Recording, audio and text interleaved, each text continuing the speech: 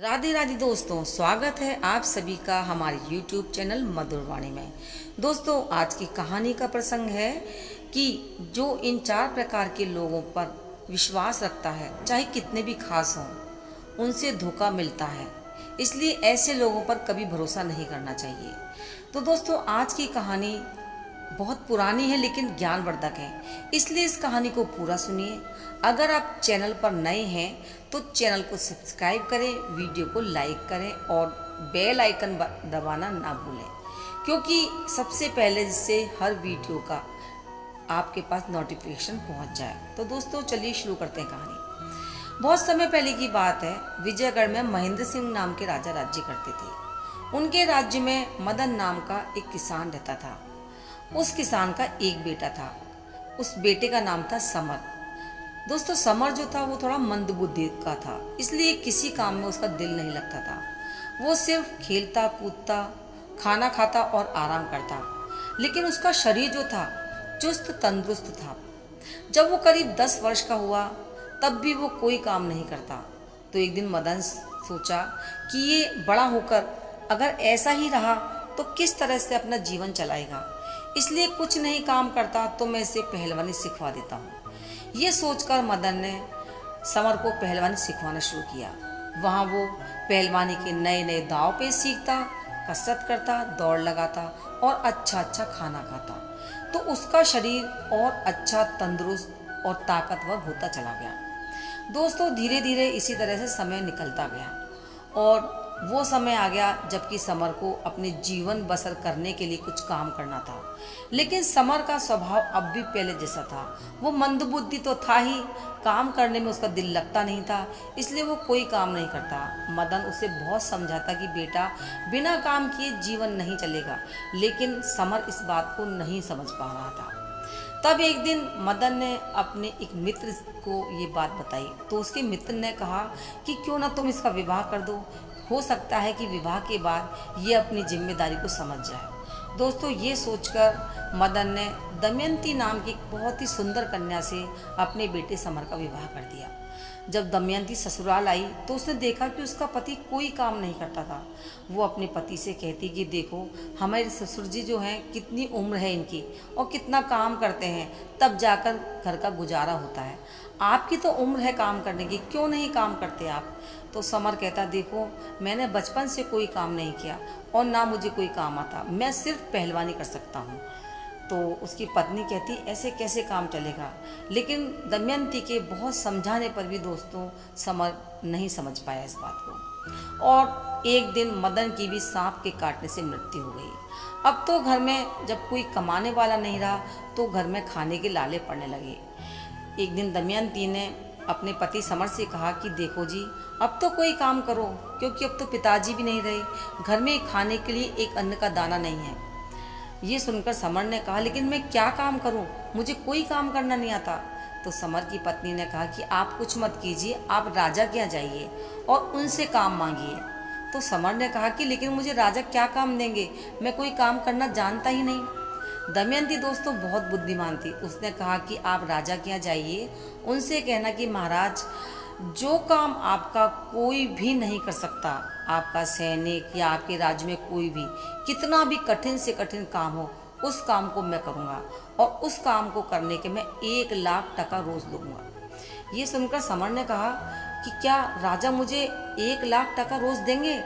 दमयंती ने कहा कि आप जाइए, राजा से कहिए तो सही। समर से जब कई बार उसकी पत्नी दमयंती ने कहा तो समर राजा के यहाँ पहुंचा।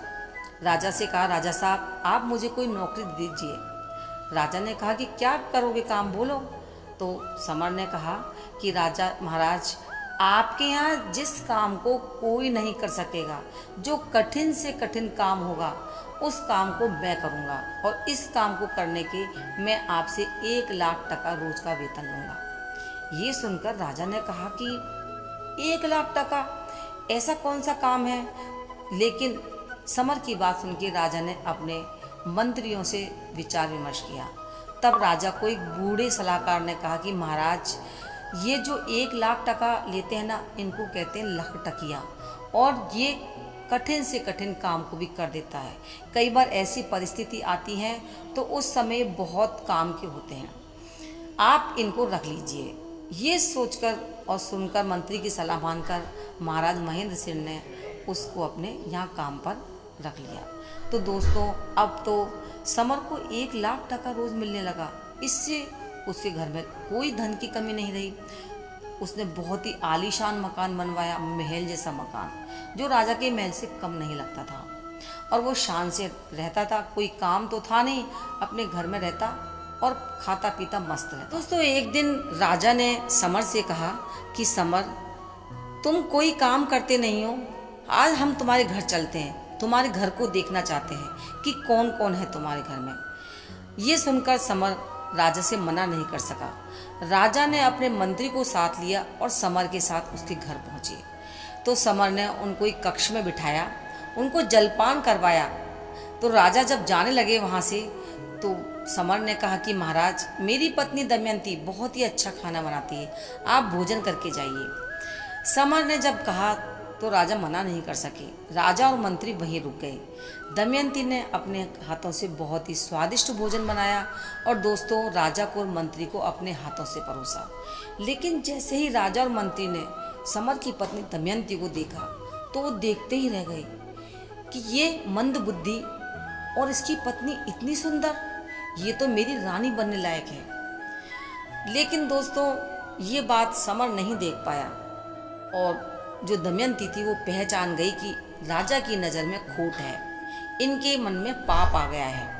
लेकिन दमयंती ने कुछ नहीं कहा। राजा और मंत्री वहाँ से आ गए। राजा ने अपने मंत्री से कहा कि अरे मंत्री, इतनी सुंदर पत्नी इस बुद्धू की, ये तो मेरे घर की महलों की रानी बनने लायक है।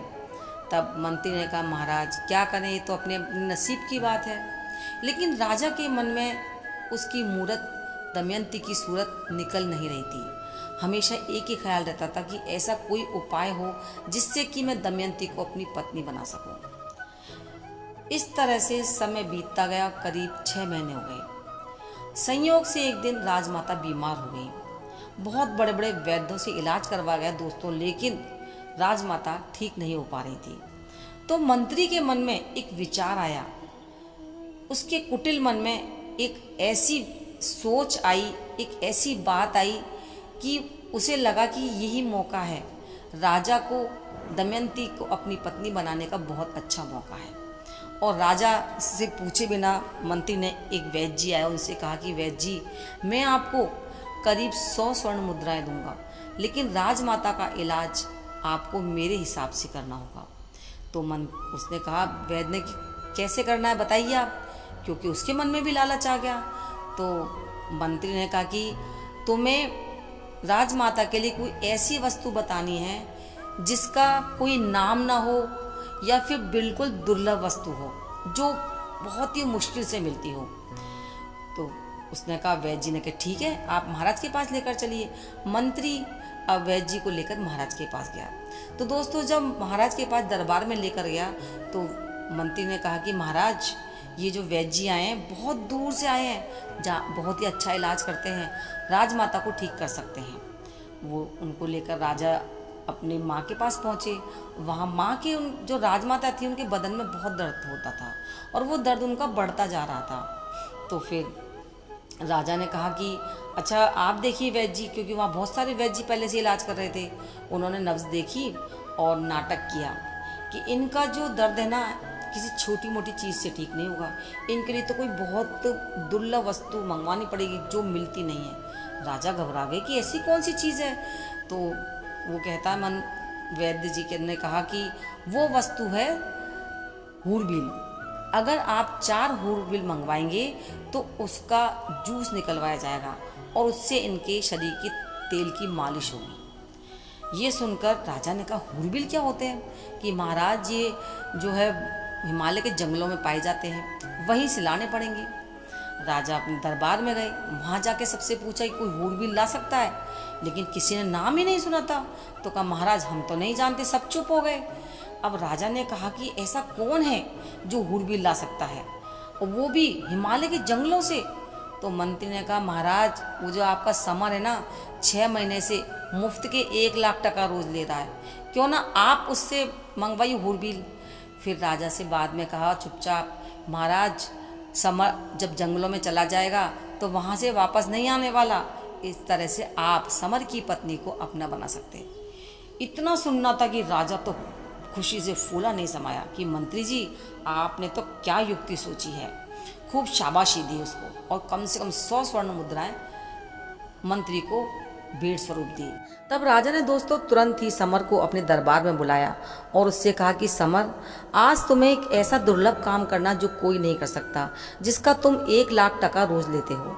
समर ने कहा महाराज ऐसी कौन सी चीज़ है, आप मुझे बताइए। तो राजा ने कहा कि समर तुम्हें 4 हुरबिल लाने हैं। समर ने कहा महाराज ये हुरबिल क्या होते हैं? तो राजा ने कहा कि ये जानवर होते हैं जो हिमालय के जंगलों में पाए जाते हैं, वहाँ से तुम्हें लेकर आने हैं और तुम्हें 1 महीने का समय दिया जाता है। इस 1 महीने में अगर तुम हुरबिल नहीं लाए तो तुमको फांसी पर चढ़ा दिया जाएगा। सुनकर समर बहुत घबरा गया, लेकिन फिर क्या करता, 1 लाख टका रोज जो लेता था अपने घर चला गया। इस बारे में उसने अपनी पत्नी को भी कुछ नहीं बताया और 4 दिन तक आराम किया। अरे ले आएंगे ये सोचकर। 4 दिन जब बीत गए तो एक दिन मंत्री ने कहा राजा साहब जाइए तो सही, देखो तो सही समर गया कि नहीं गया, नहीं तो राजमाता कैसे ठीक होंगी। इतना सुनना था कि राजा तुरंत ही समर के घर पहुंचे। जब उन्होंने दरवाजा खटखटाया तो दमयंती ने दरवाजा खोला। देखते ही राजा तो फिर से वही मोहित हो गया उसके रूप पर, वो क्योंकि थी भी इतनी सुंदर। दमयंती से पूछा कि समर घर पे है? तो उसने कहा दमयंती कि नहीं महाराज अभी मेरे पति घर पर नहीं है, इसलिए आप बाहर बैठिए। तो राजा के मन में तो पाप था, कहा कि देखिए आप मुझे बाहर बिठाएंगे, मैं यहाँ का राजा हूँ, अंदर तो बिठाइए कम से कम। तो दोस्तों जब दमयंती ने राजा पहली बार आए थे तो उनकी नज़रों को पहचान लिया था। वो बहुत बुद्धिमान थी, उसने पहले से ही इसलिए सारी तैयारी कर रखी थी। उसने अपने पीछे की तरफ आंगन में एक बड़ा सा कुआं खुदवाया, कम से कम 100 फीट गहरा, और उसको इस तरह से पटवाया ऊपर से, फिर एक खाट बिछा दी। उस खाट के ऊपर कोई बुनाई नहीं करवाई, एक केवल बहुत ही सुंदर मखमल की चादर बिछा दी। तब दमयंती ने देखा कि राजा के मन में पाप है, तो राजा से कहा कि महाराज आप अंदर आइए, अंदर जाकर भोजन करके जाइए। बहुत प्रेम से बोल रही थी दमयंती उस समय। जैसे ही राजा उस खाट पर जाकर बैठे, क्योंकि राजा की जो बुद्धि थी ना वो खराब हो गई थी, और राजा जैसे खाट पर बैठे तुरंत नीचे कुएं में गिर गए। राजा हक्के बक्के रह गए कि ये क्या। दोस्तों तब दमयंती ने राजा से कहा कि राजा साहब आपने जो किया ना उसका फल तो आपको भुगतना ही होगा। अब दमयंती ने उनके लिए 2 रोटी और 1 मटकी में पानी नीचे रस्सी से लटका दिया कि आप यहाँ रहिए आराम से। दूसरे दिन उसने 2 अपने बहुत ही विश्वासपात्र आदमी जो पहले से रख रखे थे, जिनको 10 स्वर्ण मुद्राएं रोज देती थी, उनको बुलवाया। दूसरे दिन उनसे कहा कि देखो इस आदमी को बाहर निकालो जो कुएं में गिर गया है, और कुएं में से राजा को निकलवाया और फिर एक खंभे से बनवा दिया। दोस्तों फिर उसके 50 कोड़े लगवाए राजा के, और फिर से कुएं में डलवा दिया, और वही 2 रोटी और 1 मटकी में पानी नीचे रस्सी के सहारे डाल दिया। अब तो दमयंती रोज राजा को निकलवाती अपने विश्वास पात्र आदमियों से, और उनसे 50-50 कोड़े लगवाती। राजा तो इतना दुखी हो गया दोस्तों, सोचने लगा ये मैं कहाँ फंस गया। जब 4 दिन बीत गए तो मंत्री ने सोचा कि राजा साहब अभी तक आए नहीं, मुझे चलकर देखना चाहिए। मंत्री समर के घर पहुंचे तो दोस्तों उस समय जो शाम सी हो चुकी, थोड़ा सा अंधेरा हो गया था। जैसे दमयंती ने दरवाज़ा खोला खटखटाने पर, तो एकदम मंत्री तो देखते ही फिर से लट्टू हो गया। तो दमयंती ने कहा कि मंत्री जी आप, कि हाँ यहाँ राजा साहब आए थे क्या? कि हाँ हाँ आए थे ना, आप चलिए अंदर ही है वो। अब इस तरह से मंत्री को अंदर ले गई, वो अंदर ले जाके उसी खाट पर बिठा दिया जिस पर कुछ नहीं था और नीचे कुआं था। जैसे ही मंत्री उस खाट पर बैठे, मौन में बहुत खुश हो रहे थे, लेकिन बैठते धड़ाम से नीचे कुएं में गिर गए। देखते ही देखा तो नीचे कुएं में राजा थे। राजा ने देखा कि मंत्री जी आप यहाँ? मंत्री ने पूछा राजा साहब या आप यहाँ? राजा ने कहा कि सुबह देखना अब तुम आ तो गए हो। दोस्तों फिर जो दमयंती थी उसने उस दिन 4 रोटी और एक मटकी में पानी नीचे रस्सी से डाल दिया। दूसरे दिन सुबह हुई तो उसने अपने नौकरों को बुलाया उन्हीं को, और उनसे पहले राजा को निकलवा के खंबे से बंधवाया, फिर मंत्री को निकलवा के खंबे से बंधवा कर दोनों के 50-50 कोड़े लगवाए। राजा का शरीर तो कोड़े खाते खाते छलनी हो रहा था, बहुत दुखी था राजा, लेकिन क्या कर सकता था, वहाँ कोई चीख पुकार सुनने वाला भी नहीं था। दोनों को फिर कुएं में डलवा दिया। ये क्रम करते करते अब तो उसका रोज का काम हो गया। इस तरह से कम 10 दिन बीत गए। जब 10 दिन हो गए तो वहाँ के सेनापति ने सोचा कि राजा साहब गए, फिर मंत्री जी गए समर के यहाँ, मैं देख कर आता हूँ। उस समय शाम हो गई थी, वही अंधेरा हो गया था। जैसे ही सेनापति आया उन्होंने दरवाज़ा खटखटाया तो दमयंती ने दरवाज़ा खोला। दमयंती को देखते ही जो सेनापति था उसके तो मन में एक हिलोर उठने लगी कि काश ये मेरी पत्नी होती, इतनी सुंदर। लट्टू हो गया उस पर वो, उसके मन में पाप आ गया, ललचाई नज़रों से देखने लगा। दमयंती ने पूछा कि आप कौन? कि मैं राजा का सेनापति। उसने कहा कि मैं आज की रात यहीं बिताना चाहता हूँ। दमयंती उसकी नज़रों को बहुत अच्छे से पहचान गई थी। उसे वहीं ले गई अंदर जहाँ वो खाट बिछी हुई थी। उस खाट पर दोस्तों दमयंती ने सेनापति को बैठने का इशारा किया। जैसे ही सेनापति बैठा उस खाट पर, वो नीचे धड़ाम से कुएं में जा गिरा। जैसे ही उसने देखा कि अरे राजा और मंत्री तो पहले से यहाँ हैं, उसने पूछा कि आप दोनों यहाँ कैसे? तो राजा मंत्री ने कहा कि हम तो जो दमयंती है ना उससे खातिर करवा रहे हैं। अब सुबह जो तुम्हारी खातिर होगी ना वो देखना कि ये क्या करती है, कि ये तो सुबह ही पता लगेगा। दोस्तों दूसरे दिन जब सुबह हुई तो दमयंती ने अपने उन्हीं नौकरों को बुलवा कर एक एक करके तीनों को निकलवा कर खंबे से बंधवा कर तीनों में 50-50 कोड़े लगवाए। तीनों कोड़ों की मार खाकर चीख रहे थे, लेकिन वहाँ उनकी चीख पुकार सुनने वाला कोई नहीं था। फिर एक एक करके उनको कुएं में डलवा दिया और डलवा कर उनके लिए एक मटके में पानी और तीनों के लिए 2-2 रोटियां उसमें कुएं के अंदर डलवा दी। ये क्रम करते करते फिर से 4-5 दिन निकल गए। तब सेनापति जो राजा का कोतवाल था उसने सोचा कि राजा गए वो भी नहीं आए, मंत्री सेनापति दोनों नहीं आए, अब मुझे जाकर देखना चाहिए कि आखिर वो लोग कहाँ गए और वहाँ क्या कर रहे हैं। तो जो कोतवाल था वो भी समर के घर पहुंचा, उसने दरवाज़ा खटखटाया। उस दिन भी शाम हो गई थी, अंधेरा सा होने लगा था। जैसे ही दरवाज़ा खटखटाने की आवाज़ सुनी दमयंती ने, उसने तुरंत दरवाज़ा खोला। दरवाज़ा खुला तो सामने देखा कि कोई खड़ा हुआ है। दमयंती ने दोस्तों पूछा कि कौन हो तुम? तो कोतवाल ने कहा कि मैं राजा का कोतवाल हूँ और मैं आपके साथ यहाँ रात भर रुकना चाहता हूँ। दमयंती समझ गई कि ये जो इंसान है ना सामने वाला, इसके मन में मेरे लिए बहुत बुरी नीयत है, इसके मन में लालच है मेरे लिए, ये मुझे पाना चाहता है। दमयंती ने उसे बड़े प्यार से अंदर ले जाकर उसी खाट पर बिठाया जहाँ की वो नीचे कुआं था। जैसे ही वो कोतवाल खाट पर बैठा, धड़ाम से कुएं में जा गिरा। उसने देखा कि वहाँ राजा, मंत्री और सेनापति तीनों पहले से ही थे। पूछने लगा, महाराज आप लोग तीनों यहाँ कैसे? कि अब तो तुम भी आ गए ना, अब तो तुम देखना कि यहाँ हम क्या कर रहे हैं। सुनकर कोतवाल की कुछ समझ में नहीं आया। दोस्तों फिर सुबह जो है दमयंती ने अपने नौकरों को बुलवाया, एक एक करके उन चारों को निकलवा के खंबे से बंधवाया। राजा में 50 कोड़े, मंत्री में 100 कोड़े और कोतवाल में 150 कोड़े और जो सेनापति थे उसमें 200 कोड़े। चारों में कोड़े से उनकी जो पीठ थी, पूरा शरीर था लाल हो गया था। और फिर एक एक करके उनको कुएं के अंदर डलवा दिया और उनके लिए 2-2 रोटियां और एक मटके में पानी अंदर डलवा दिया। कहने लगे, कैसा लग रहा है आपको चारों को मेरे बनाए हाथों का भोजन? लेकिन चारों कुछ नहीं कह रहे थे, बहुत ही दुखी हो रहे थे कि कैसे निकला जाए, कि बहुत बुरे फंसे यहाँ कर तो। लेकिन अब हो क्या सकता था। ये क्रम करते करते करीब 20-22 दिन हो गए। तब एक दिन दमयंती ने अपने नौकरों से कहा कि एक काम करो, तुम जितने भी पंख चिड़िया के, कबूतर के, किसी भी पक्षी के पंख भर भर के लाओ, इसके लिए तुम्हें अलग से 2-2 स्वर्ण मुद्राएं दूंगी। वो दोनों नौकर आदेश पाकर उस काम के लिए चल दिए। फिर वो अपने पति के पास गई। देखा तो उनका चेहरा उदास था, क्योंकि समर ने सोचा अब तो कुछ ही दिन रह गए हैं वो हूरबिल लाने में, अगर नहीं लाया तो राजा मुझे फांसी पर चढ़ा देंगे। दमयंती ने कहा कि आप इतने उदास क्यों हैं? तब समर ने कहा कि बहुत मुश्किल आन पड़ी है। दमयंती ने कहा बताओ तो सही। तो वो कहने लगा, उसने पूरी बात बताई समर ने। कहने लगे बस इतनी सी बात? अरे आप चिंता मत करो, आप ऐसा करो, ये हूरबिल तो मैं अपने वहाँ के जंगलों से मंगवा दूँ, मायके से। आप तो ससुराल चले जाओ, आपको आपके ससुराल वालों ने बुलाया भी है।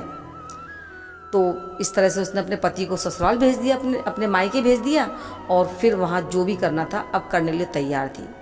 क्योंकि दमयंती बहुत ही बुद्धिमान थी, दिमाग से काम लेती थी, इसीलिए शायद उसने राजा, मंत्री, सेनापति और कोतवाल को उस कुएं के अंदर डाल दिया। दोस्तों, दमयंती के कहने पर उन दोनों नौकरों ने इतने पंख लाकर उस कमरे में भर दी कि पूरा एक कमरा था वो भर गया। जब करीब 2 दिन रह गए तब उसने कम से कम 3-4 क्विंटल कोलतार मंगवाया और मंगवाकर उसे एक बड़ी सी कढ़ा में गर्म करवाया। फिर उसे ठंडा किया क्योंकि वो पतला हो गया था। फिर उसने दोपहर में ही पहले राजा को निकलवाया। राजा से कहा कि आप ऐसा कीजिए, इस कढ़ाई में स्नान कीजिए। उसमें कोलतार भरा हुआ था। राजा ने सोचा यहाँ से भाग जाऊं, लेकिन आज तो खुद दमयंती हंटर लेकर खड़ी थी कि अगर आप इसमें नहीं कूदे ना, आपने स्नान नहीं किया, तो आपकी हंटरों से इतनी पिटाई करूंगी कि आपकी यही मौत हो जाएगी और कोई आपको देखने वाला भी नहीं है। अब राजा क्या करता, उसी कोलतार में जाकर स्नान किया। फिर दमयंती ने कहा कि ये जो कमरा है ना, इसके अंदर जाकर थोड़ी देर रुक कर आओ। तो जैसे ही राजा अंदर गया, उसमें पंख भरे हुए थे। वो पंख उसके पूरे शरीर पर लिपट गए क्योंकि उसमें कोलतार की वजह से चिपक गए थे। आँख, नाक, मुंह, कान कुछ भी दिखाई नहीं दे रहा था। और फिर निकलवा कर अपने नौकर से एक खंबे से बंधवा दिया। फिर उसने मंत्री को निकाला। मंत्री ने सोचा कि आज तो जल्दी निकाल रहे हैं, दिन में ही, हो सकता है हमको रिहा कर दें। तुरंत खुशा होता हुआ मंत्री बाहर आया। देखा तो दमयंती हाथ में हंटर लिए खड़ी थी और कहा, मंत्री जी इसमें स्नान कीजिए कोलतार में। अब मंत्री ने सोचा कुछ और कर नहीं सकता, तो तुरंत उसमें स्नान किया और फिर उसी कमरे में भिजवाया जिसमें पंख भरे हुए थे। वहाँ उस मंत्री का भी वही हाल हुआ, पूरे शरीर पर पंख चिपक गए, कुछ भी दिखाई नहीं दे रहा था और उसको फिर दूसरे खंबे से बंधवा दिया। फिर वही हाल दमयंती ने सेनापति और कोतवाल का किया। दोस्तों, जब चारों पंखों से लिपट गए, कुछ दिखाई नहीं दे रहा था और राजा ने जो हूरबिल मंगवाए थे उसमें सिर्फ 2 दिन रह गए थे, शाम के समय अपने पति को बुलवा लिया अपने मायके से और कहा कि देखिए ये 4 हूरबिल हैं, ये मैंने अपने जंगलों से मंगवा लिया है, इनको तुम कल लेकर जाना और ले जाकर राजा के सामने पेश करना। उसने कहा ठीक है। समर दूसरे दिन उनको लेकर गया। सुबह सुबह निकल गया वो। उसने सोचा कि थोड़ी देर के लिए मैं ऐसा करता हूँ, इनको कमरे में बंद कर देता हूँ, थोड़ा सा विश्राम कर लेता हूँ। दमयंती ने कहा था कि अगर रास्ते में कुछ भी करें तो इनको इतनी मार लगाना कि कहीं जाएंगे नहीं। लेकिन लोग उनको देख रहे थे तो हंस रहे थे, समझ नहीं आ रहा था लोगों को ये है क्या। किसी ने लेकिन समर से पूछने की हिम्मत नहीं की है कौन। समर ने ले जाकर उनको कमरे में बंद कर दिया और अब राजा ने सोचा कि अब क्या किया जाए, ये तो हमारी बहुत बड़ी बदनामी हो जाएगी, सबको पता लग जाएगा, सब हंसेंगे हम पर। राजा ने कहा कि इस कमरे से एक सुरंग जाती है जो मेरे कक्ष तक जाती है। तो वहाँ एक पत्थर बिछा हुआ था, चारों ने मिलकर उस पत्थर को उठाया और राजा उस सुरंग के सहारे अपने कक्ष में पहुंचा। जैसे ही रानी ने देखा तो रानी उनको देखकर चीखने लगी। उसकी चीख सुनकर सैनिक, दास, दासियां, नौकर सभी आ गए। बुरी तरह से राजा को मारने लगे कि ये कैसा विचित्र जानवर है, हमने आज तक देखा नहीं है। जब राजा कहने लगा अरे मुझे मत मारो, मैं यहाँ का राजा हूँ, बहुत देर तक जब पिटाई हुई क्योंकि कौन सुनने वाला था उस शोर में, तब रानी ने आवाज़ पहचानी, सबको रोका, बाहर भेजा। फिर राजा से पूछा कि लेकिन आपकी ये दशा कैसे है। राजा ने कहा कि मैं सब बाद में बताऊँगा, पहले मिट्टी के तेल की व्यवस्था करो। जब मिट्टी के तेल की व्यवस्था हो गई तो फिर राजा ने उसमें मल का स्नान किया, पूरा शरीर उसका लाल हो गया था। उसने कुछ देर विश्राम किया और फिर दरबार में गया। दरबार में पहुंचा तो उसके थोड़ी देर बाद पहलवान ने सोचा कि चलकर देखता हूँ, उन चारों को लेकर जाता हूँ राजा के दरबार में। लेकिन वहाँ जाकर देखा तो वो 3 थे। पहलवान ने कहा कि भाई वो चौथा कहाँ है, अगर मैं चौथा कहाँ गायब हो गया। तो कहा कि चौथा तो देखो ऐसा है, चौथा कहीं गायब नहीं हुआ, तुम तो है ना हम तीनों को लेकर चलो। कि नहीं नहीं, अगर राजा तुम चारों को नहीं देखेंगे, 4 हुरबिलों को जो मंगवाए थे, तो कहेंगे चौथा कहाँ है, तो वो मुझे फांसी चढ़ा देंगे। तो उन तीनों ने कहा कि राजा से कहना हम तुम्हारी सारी बात जानते हैं, ज़्यादा बोले तो पोल खोल दूंगा, तो राजा समझ जाएंगे। ये बहुत अच्छी बात है, अगर तुमने कहा है ठीक है तो कोई दिक्कत नहीं है। दोस्तों तब जो पहलवान था समर, वो उन तीनों को लेकर चला। जब दरबार में गया, लोगों ने देखा कि ये हुरबिल हैं, देखते हंस रहे थे बुरी तरह से, अजीब से जानवर है, कभी देखे नहीं हमने। तब राजा को मौका मिल गया। राजा ने कहा ये मौका मिल गया कि अब ये को फांसी पर चढ़ा देंगे कि भाई 3, मैंने तुमसे 4 लाने को कहते 3 कैसे हैं। तो उससे कहा कि 3 कैसे हैं, चौथा कहाँ है, अगर नहीं हो तो फांसी पर चढ़ा देंगे। तो समर उनके पास गया, कहने लगा महाराज ज़्यादा मत बोलो, पोल खोल दूंगा आपकी अभी। इतना सुनना था कि राजा समझ गया। उसने सोचा कि इसको सब बात पता है, जबकि उसे पता कुछ भी नहीं था, क्योंकि उसकी पत्नी ने उसे कुछ नहीं बताया था, क्योंकि वो मंदबुद्धि था। तब राजा ने कहा कि ठीक है, तुमने ये 3 हुरबिल लाए बहुत हैं। फिर उन सारा दरबार उन्होंने बहुत जल्दी खारिज कर दिया। उसके बाद उन तीनों से कहा कि तुम तीनों अपने अपने घर जाओ, स्नान करके और साफ कपड़े पहन कर आओ। तब तीनों मंत्री, सेनापति और कोतवाल अपने घर पहुँचे। मिट्टी के तेल में उन्होंने स्नान किया। उसके बाद उनका शरीर जो था पूरा छिल रहा था, कोड़ों की मार से मतलब खून चमक रहा था। तब वो जब वो स्नान कर लिया तो थोड़ा उनको शांति मिली। दोस्तों फिर तीनों तैयार होकर फिर से राजमहल में आए। चारों आपस में बैठकर बातें करने लगे एक जगह कि अगर हमने समर की पत्नी पर बुरी नज़र ना डाली होती तो आज हमारी ये हालत ना होती। इसलिए कभी भी किसी की पत्नी यानी कि पराई स्त्री और पराये धन पर कभी नज़र नहीं डालनी चाहिए। तो दोस्तों कहा जाता है कि 4 प्रकार के जो लोग होते हैं ना, उनसे हमेशा बचकर रहना चाहिए, क्योंकि ऐसे लोग जो होते हैं ना, वो आपको हमेशा धोखा ही देते हैं। पहले नंबर के होते हैं कामी चंचल पुरुष, दूसरे नंबर के होते हैं चापलूसी में चतुर मनुष्य, तीसरे होते हैं धन के लालची पुरुष, और चौथे होते हैं जिनसे आपकी पुरानी दुश्मनी हो या जिसने आपसे पहले चोट खाई हो। ऐसे 4 लोगों से दूर रहना चाहिए, नहीं तो वो आपको धोखा अवश्य देंगे। उन लोगों ने सोचा कि अगर हम समर की पत्नी से बदला लेते हैं तो ऐसा ना हो कि रानी को सारी बात मालूम पड़ जाए और हमारी बदनामी हो जाए। ये सोचकर उन्होंने उस जो दमयंती थी उससे बदला लेने का विचार भी छोड़ दिया, और जो समर था वो फिर से उसी प्रकार आनंद से रहने लगा। कहा जाता है कि कभी भी मुसीबत आने पर घबराना नहीं चाहिए। तो दोस्तों आपको ये कहानी कैसी लगी कमेंट करके ज़रूर बताएं, और कमेंट बॉक्स में राधे राधे लिखना ना भूलें।